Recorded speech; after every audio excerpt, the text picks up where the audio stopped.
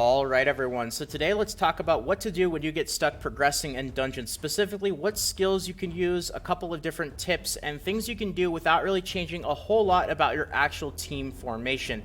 And let's jump into what is going to be the most important thing and probably the biggest struggle when it comes to progressing through dungeons. And we can't really talk about the other stuff in this video until we really handle this one, and that is, do you have champions that are consistently dying in dungeons? Now, this is a two-way question, and it's very important when you are working through dungeons, if you're failing runs, to actually take a look at the run and see at what point your champions are dying in, because there's a really big difference between your champions dying in the first couple of stages, which is where you're fighting those multiple trash enemies, versus if your champions are actually surviving up until the boss fight, and then that's the point that they're dying. There's a big difference, because I would say without a doubt, if your champions are able to stay alive all the way up until the boss fight, that's a lot better than if your champions are just dying on the actual trash waves. Now, in dungeons, especially high-level dungeons, the trash waves are definitely not easy, but the problem is if you have champions that are dying really early on those trash waves, then you're just making the boss fights way more difficult for yourself. So really analyze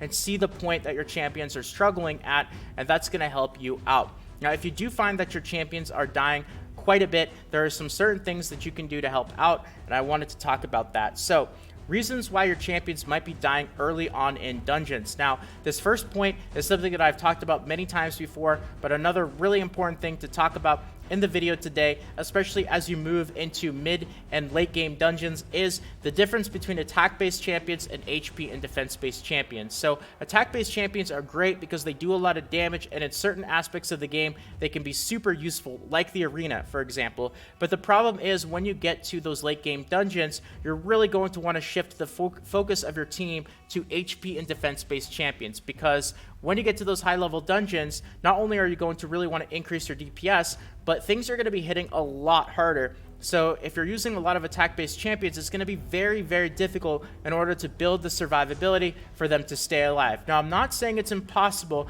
but when it comes to attack-based champions, you have to split your focus.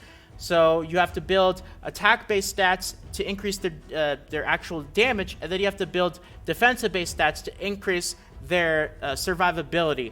And you have to split your focus. Whereas for HP and defense-based champions, you only have to focus on one thing.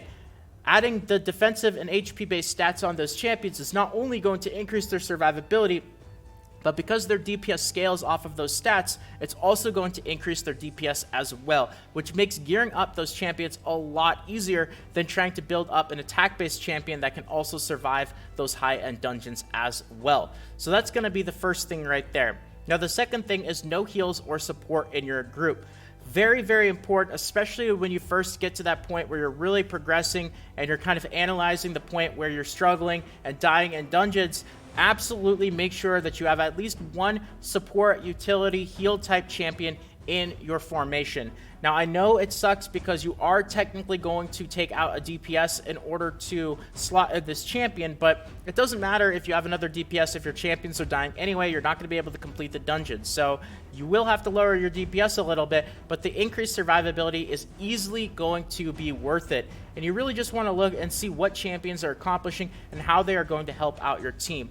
I always like to use Vrask as an example because he's just such a great epic support-based champion for situations like this, and he is a very beefy HP-based champion, so he's going to have a ton of survivability, and he's going to do virtually no damage. You don't want to build this guy in any kind of DPS way. You don't want a ton of critical damage. You don't want to stack a bunch of attack. You really want to build around this passive right here. Heals all allies by 10% of his max HP when he inflicts a critical hit, and because he's an HP-based champion, what this is going to do is when you build him with a lot of crit for this actual passive, he's going to heal your entire team for a ton of HP because this guy has a lot of HP, and that's going to keep your champions alive, which is going to help with your progression. Technically, he's going to do no damage or almost no damage, but because he's going to help keep your champions alive so much longer, it's going to make progressing through those dungeons a lot easier. He's not the only example. There are plenty of other ones as well. Point in case being, you're going to have to make that sacrifice, take out a champion that you might think may be best for damage, and slot in some champions that will help keep your entire team alive instead. The other one is moving from kind of that group sustain, an entire separate champion to help on survivability. Now let's focus on self-sustain. Now the best form of self-sustain is probably just quite simply going to be the lifesteal set. Absolutely amazing gear set, one of the best in Raid Shadow Legends. It is a 4-piece gear set. Because of how powerful it is, it's absolutely still going to be worth it. Heals by 30% of the damage dealt. Now, surprisingly, the lifesteal set is also most effective on defense-based champions. Not HP or attack-based, but it's going to be best on defense-based champions because they're going to be very beefy and survival and not take a ton of damage, but because their HP pool is also going to be lower than an HP-based champion, you're actually going to be able to heal a large percentage of your HP with the amount of damage that you inflict. Whereas an HP-based champion, because they have a much higher HP pool, you're going to have to do a lot more damage in order to recover that same percentage of HP. So very powerful gear set, especially on the right defensive-based champions. So absolutely keep an eye out for good pieces of lifesteal gear. There's also another mastery in the offense tier that is very good as well for self-sustained. It's going to be in that third row. That's the Life Drinker passive. It's kind of like a mini version of Lifesteal. Heals by 5% of the damage inflicted when attacking with 50% HP or less. Now, it's not as much, but you don't have to worry about sacrificing gear in order to actually get this effect. It's going to be part of the offense tree, and I would say most people and champions are probably going to be going down the offense tree anyway. It also works very well with War Master and Giant Slayer because these hit for such a large amount of damage. You're going to get a lot of benefit from the heal from Life Drinker when your War Master and Giant Slayer actually proc. So self-sustained is going to be very important in addition to that group sustain. And as you move further into the game, you might be able to get rid of some of the sustain and swap it back in for DPS, but you don't want to prioritize DPS over sustain until you kind of move past those progression roadblocks. Then you can focus on increasing your damage and your clear time. Another thing, this is a really big mistake that I made when it came to progression, is not realizing that certain skills, while they might be good in some situations, they can actually harm you in others. Skills like Provoke or Ally Shield. And I'll give you guys the example that I faced for a very long time. I had a Nazana, and Nazana actually has a Ally Shield ability. On her Unholy Contract, places a 50% ally protection buff on all allies for 2 turns, places a shield buff on this champion for 2 turns. The value of the shield is equal to 40% of this champion's max HP. Now, very good ability, and ally protection can absolutely be extremely good in plenty of situations, but it can also work against you because what it does is it will decrease the amount of damage that your other champions in your team will take at the expense of the champion who casts the ally protection taking that damage instead. So I always notice that because of this ability, my Nazana was the first one to die in a lot of the dungeons and groups that she was a part of. So definitely keep an eye on that. Also abilities like Provoke, which is going to force champions to attack whoever casts the Provoke. Extremely important, and even though these abilities are good, they can also work against you in other ways as well. So a couple of other notes about survivability that are going to be important is the shield set. Another really big one. I have an entire video where I talk about the shield set, and unlike the lifesteal set, the shield set is actually going to work best on HP-based champions. The lifesteal set, on the other hand, is going to work best on defense-based champions, and that's because shield is going to scale based off of the HP that the champion who's wearing it has. So you want a really beefy, tanky champion using the shield set with a ton of HP, and then every other champion in your actual team is going to have a massive shield as well. Now, when it comes to the shield skill, which is also going to be very, very useful and another great way to increase the survivability of your team, it's very, very important to look at the description of the shield. And there's a big difference between a couple of champions with shield versus others. And I wanted to show you guys an example. So let's go to Grappler and the Skinwalkers just as an example, and I know he has a shield on one of his abilities right here. Here it is. So places a shield buff on all allies equal to 20% of their HP.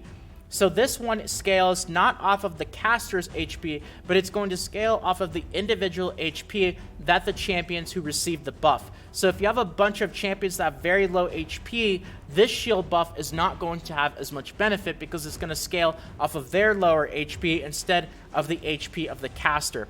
Then there are other shield abilities, like I'll just show you guys as an example.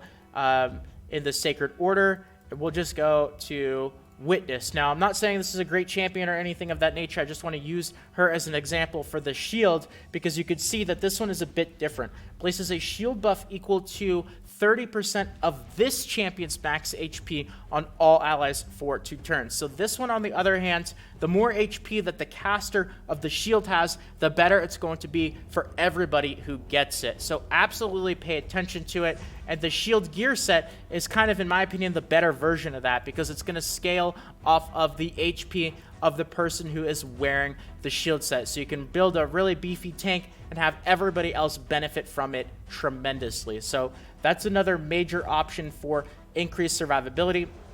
I talked about how lifesteal is going to be more useful for defensive-based champions over HP-based champions, and use other champions with skills like continuous heal. There are other support-based skills. Continuous heal is a nice one, where again it benefits defensive-based champions more so than offense-based champions, and it's going to scale in usefulness for HP and defense-based champions. So that's pretty much everything when it comes to actual survivability. Now let's get into the next thing, which we can't really talk too much about until we covered survivability, because DPS doesn't really matter much unless you're actually staying alive. It doesn't matter how much DPS you do if you're just dead anyway, right? But there are plenty of things that you can do to increase your DPS in dungeons that are very, very important that you might not be doing, that are setting you back a ton. And one of them is quite simply going to be to have the proper buffs and debuffs. Now, these don't really matter as much in the early game, but in the dungeons and late game content, they are going to be game changers. I'm talking about easily doubling, possibly tripling the total amount of damage that you're doing with having these buffs and debuffs active versus not having them active. That's how big of a difference they can make. This is why champions that are defense-based, do a lot of damage, and offer multiple buffs and debuffs are going to be some of the best and most valued champions in Raid Shadow Legends. And just as an example, Tyrell, this guy right here is considered one of the best epics because he's a defense-based champion who also has some very strong debuffs. He has this decreased attack on his auto attack, and he also has a decreased defense on his second ability right here. So you have that combination of multiple useful debuffs and a defense-based champion that is not going to die very easily. That's the key and formula to success to a good champion in Raid Shadow Legends when it comes to high-end dungeons. And they don't have to be legendary. They don't even have to be epics. There are plenty of rare champions who follow this formula very well. And just as an example, Doomscreech is a very, very good one. He is going to be a rare champion in the Undead Hordes, and he is phenomenal because he follows this formula to success very well. He's an HP-based champion, so not attack-based. He's not going to be squishy. He has a decreased accuracy debuff on his auto attack, which is still a good debuff, but generally I don't consider it to be quite as good as the increased-decreased attack defense buffs and debuffs, but still a good one. He also has the fills turn meter of all allies by 30% and a 60% increased defense buff on all allies for 2 turns with a 3-turn cooldown. And he has an AoE that places a shield buff equal to 30% of his max HP. And because he's an HP-based champion, this shield can end up being very, very strong. So you can see how all these abilities work very well together.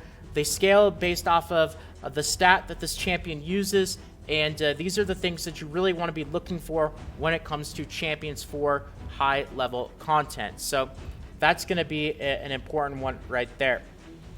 So, do you have the proper buffs and debuffs? Now, the last thing that I wanted to talk about is kind of going back to something I mentioned early on in the video, where you want to really pay attention to how your champions are dying if they are dying. Are they dying on those first couple of trash waves, or are they actually dying on the boss encounter? And there is a really big difference, because dungeons are a lot about kind of finding that balance between killing those couple of trash waves and then having the right composition to be able to handle the boss as well. And the trash waves, they can actually be pretty tricky, and they have a lot of HP. They can do a decent amount of damage, and they have, it takes a long time. So you have to find champions that offer pretty much everything that I've talked about in this video, while also being able to take down multiple trash enemies. So you really want to balance out having decent AoE, but not completely focusing on AoE, because then on that last wave, you have to worry about the boss. So it really is about finding a balance. And all three of the dungeons, Ice Golem, Fire Knights, and Dragons, all follow that same formula of having 2 trash waves with like 4 or 5 monsters each, and then that boss wave. Spider is a little bit different, but this kind of applies to the 3 main gear dungeons and not the actual accessory dungeon right there. So I'm hoping that some of these tips helped you guys out. I threw a lot of info in this video.